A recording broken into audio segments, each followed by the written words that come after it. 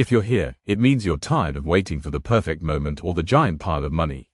You know you have a great business idea, but the financial hurdle feels massive. I want to save you years of stress. The biggest secret to starting a business isn't a bank loan, it's resourcefulness. Over the next few minutes, I'm going to give you a step-by-step guide to starting your own business with little capital. Be sure to stay tuned for the real-life example of someone who started their own business with little capital and is now a billionaire. Phase 1. Idea and validation.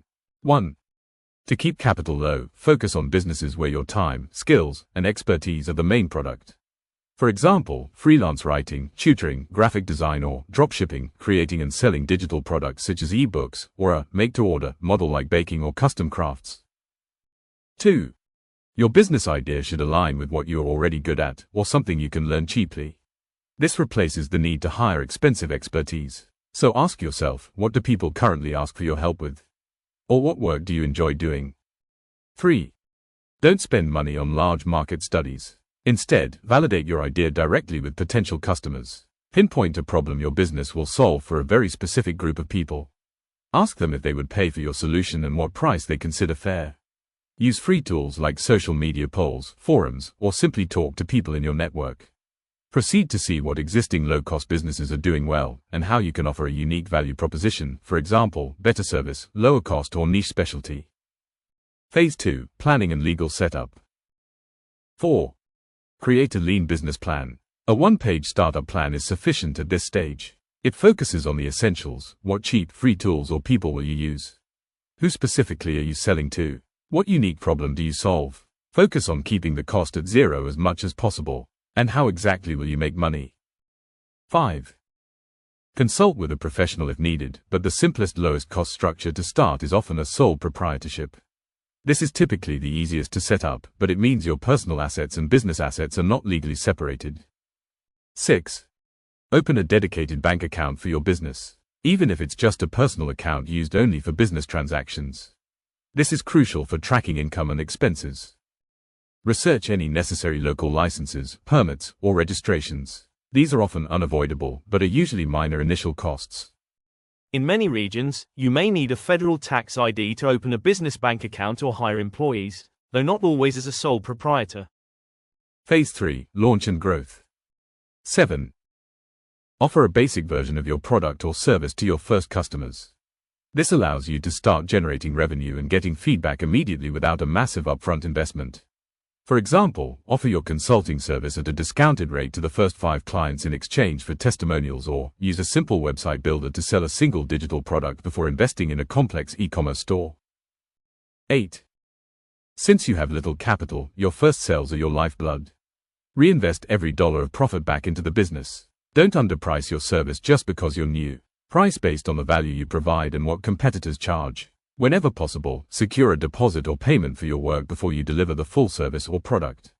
Work from home. Use your existing equipment like your laptop and phone and rely on free or low-cost software and marketing tools. 9. Avoid expensive advertising campaigns. Instead, tell everyone you know what you are doing. Your first customers often come from friends, family, or professional contacts. Create valuable content, such as post videos, articles, that show your expertise and solves a common problem for your target audience. This is free and builds trust. Once you have happy customers, ask them to leave reviews and refer new clients. This is the most powerful form of low-cost marketing. 10. Use the money you earn to slowly invest in things that would directly increase your revenue. Use profit to buy better equipment, a subscription to key software, or a dedicated marketing course. As you grow, use low-cost tools to automate repetitive tasks, such as scheduling, to save time and increase your capacity for billable work. Once the simple version of your business is consistently profitable, consider scaling up, maybe having a first part-time freelancer or expanding your service offerings. And now, the self-made billionaire we promised you is Sara Blakely, the founder of Spanx.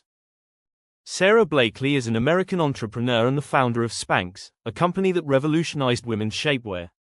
She's known for turning $5,000 in savings into a billion-dollar business, and she did it without outside investors at the beginning. Blakely came up with the idea for Spanx when she wanted to look smoother in white pants.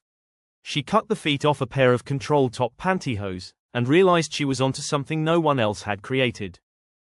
She invested $5,000 of her own savings, money she had earned selling fax machines door to door, to start developing her prototype.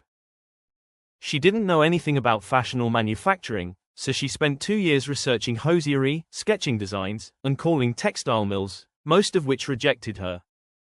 One mill owner in North Carolina agreed to help after his daughters told him her idea was great. She couldn't afford lawyers, so she wrote her own patent application and trademarked Spanx herself using a $150 online form. Blakely convinced Neiman Marcus to sell Spanx after personally demonstrating her product to a buyer. She even changed into them in the bathroom during the pitch.